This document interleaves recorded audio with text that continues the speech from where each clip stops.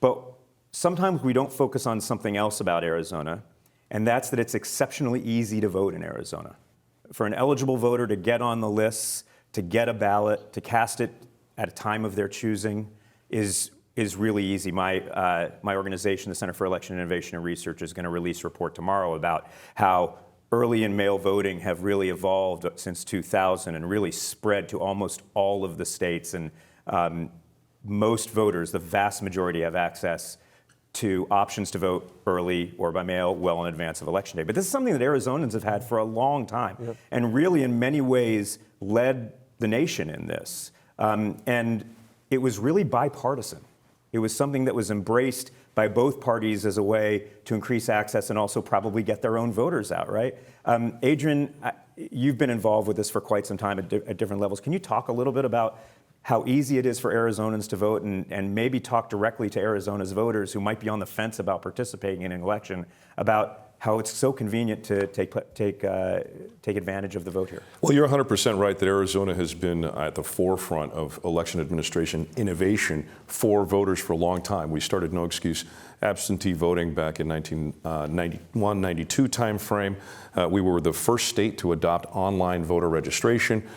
We have expanded our use of vote centers, which didn't start in Maricopa County, by the way. Under my administration, we started it here. Stephen has expanded it, but we got that from Yavapai County, Arizona, deep red Prescott area, Yavapai County.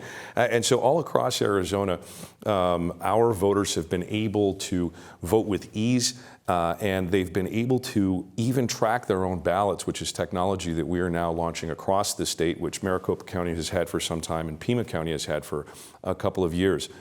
Arizona's voters, I think, have a really interesting space in the political world, but we, at least I do, separate the political stuff from the election administration stuff, right? It's sort of like, these are the rules of the game over here, and these are the teams. Let the teams play it out.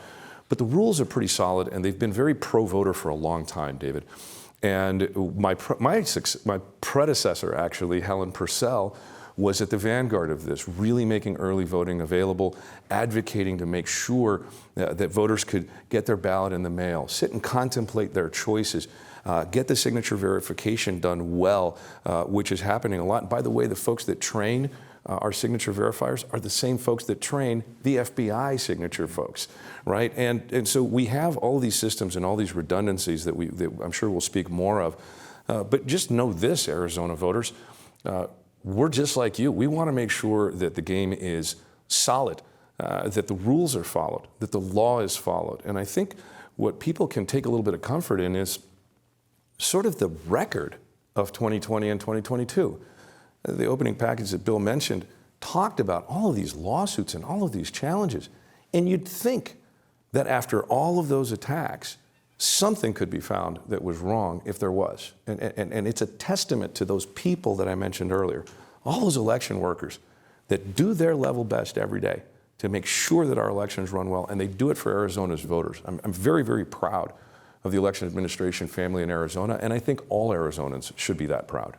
And you should be proud also in the bipartisan tradition of those individuals. There are so many Republicans and Democrats who have come together to stand for those principles, as you mentioned, and their work has withstood that over 3 years of scrutiny, and all of the court cases and all of the opportunities in defamation cases for people to bring evidence to prove that the election was allegedly stolen, as they alleged. And we sit here now, well over 1,200 days since that election. There's still not a shred of evidence that's been presented to any court anywhere in the country that there was anything that would call into question the outcome of the 2020 election. And that's actually really remarkable because, as you pointed out, there's never been so much scrutiny on an election, probably in the history of the world.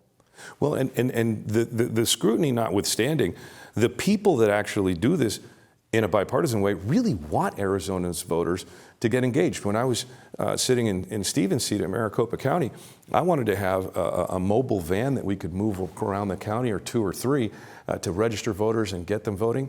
And it wasn't the Democratic Maricopa County recorder that made it happen. It was the Republican Pinal County recorder who had the first mobile voter registration and voting van happen in Arizona. This election administration family is A, bipartisan, B, pro-voter, and that's one of the reasons why I really think people should get more engaged and get past the doubts, because it's just Arizonans who are doing this, and the workers that are making it happen really deserve that fair shake.